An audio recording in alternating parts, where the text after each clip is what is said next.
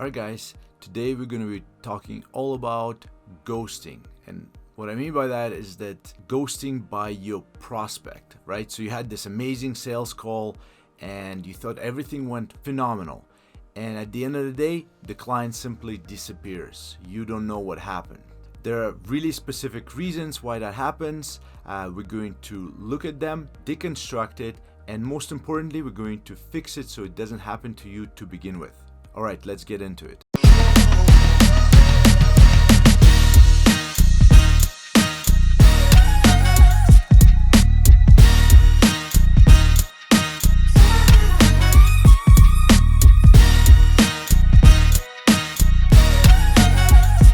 Before we get into it though, I just wanted to quickly introduce myself. My name is Alex. I'm the creator of Elite Closers Club. Elite Closers Club is a sales training on mentoring program that helps you level up your sales skills. The whole idea was to take my 20-year career and kind of distill it into a program that will give you actionable steps that how you can improve your sales skill. We started making these videos for you as a way to kind of have quick tips that you can use in your career right now and become better at sales. So I hope you like this video. If you do, please like, share, and subscribe to our channel. It helps us to grow, and let's get right back into the video. Okay, so one of the first thing I want to talk about is a very common thing that happens on sales calls. The reason why the client simply disappears can be as simple as they're just not that into you. They didn't like you somehow. There's something that you said on the sales call that essentially turned them off. This happens most of the time because salespeople love to follow templated scripts and sound very salesy.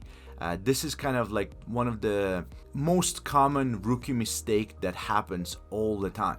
The idea is that when you're talking to a prospect, you want to sound like a friend to them. You want to have a real conversation with them. It has nothing to do with predefined scripts. It has nothing to do with it's just having a normal conversation like you would with any other person. The more real you sound, the less possibility of them disappearing on you. At the end of the day, it's all about building rapport, and rapport is something that allows trust to come into the conversation. Like, nobody's gonna trust you if they don't have rapport with you of some sort of chemistry. In order to get to that, you really need to just be honest and open with the prospect and build some sort of commonality. So my first tip when it comes to this rapport building and just making connections with people is honestly just find something in common with them, right? Be a concerned friend about their problems. Be real. And the more real you can be, the more genuine you're going to come off, and the more people will trust you and open up to you and become honest with you. So again, just to recap, it's really simple. Just be a genuine person that's very friendly and that's concerned about their problems.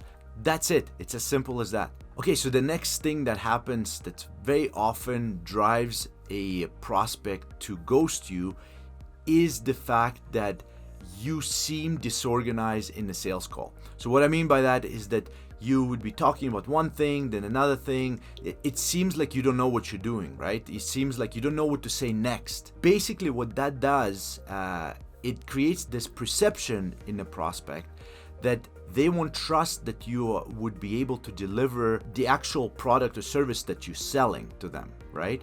So because if you seem disorganized on the sales call, you will likely be disorganized in how you deliver it as well.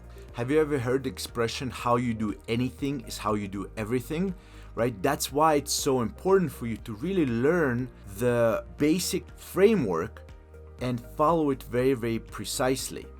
It's very, very simple, honestly. All you need to do is you need to understand your client's needs, and then you need to position your offer or service as a solution to what they're struggling with. Very simple, very, very simple. If you do that, if you provide them with very, very specific solutions to what their problem is, and be very logical in how you do it, right? So you ask a whole bunch of questions to qualify them, to see if you can find out what that problem is, I'd give them advice of how they can fix this particular problem that they're struggling with. And if you do that really effectively, that builds trust, that builds more rapport, and they're going to be sure that you can actually deliver on what you're promising. And I think that's the biggest takeaway here, is that you want to create a perception in your prospect that they will get what they're paying for, essentially. I'm also going to give you a huge bonus tip right now. This literally is one of the basic principles nobody talks about, and it's super important. You need to create a very, very clear next step at the end of your sales call. And what I mean by that is you need to basically decide with the client of what's going to happen next, and both of you need to agree on it. So for example, it could be as simple as a date to review your proposal you're going to send them. It could be a next call. You can book a next call with them. You can book a follow-up date. It doesn't matter what it is. This little commitment increases the chances of you closing that person by like 40-50%. It's as simple as that, because if you leave it vague, what's going to happen is that very likely the prospect will not take you seriously. But if there is an actual next step that you're getting them to commit to, and you agree on it, both of you agree that this is the right thing to do, that's the key to the sale at the end of the day, because that brings you that much closer to them actually signing a contract, writing you a check, and so forth. That's absolutely huge. You need to do that on every single sales call you do. Have some sort of a next step always agreed upon with the client. This is probably the biggest thing that I can give you as advice. So I hope you liked this video. If you did like this video, please share, like, and subscribe to our channel. It really helps us grow. And this way you won't miss the next video that we're making right now. So I'll see you next time, and thanks again for watching. Bye-bye.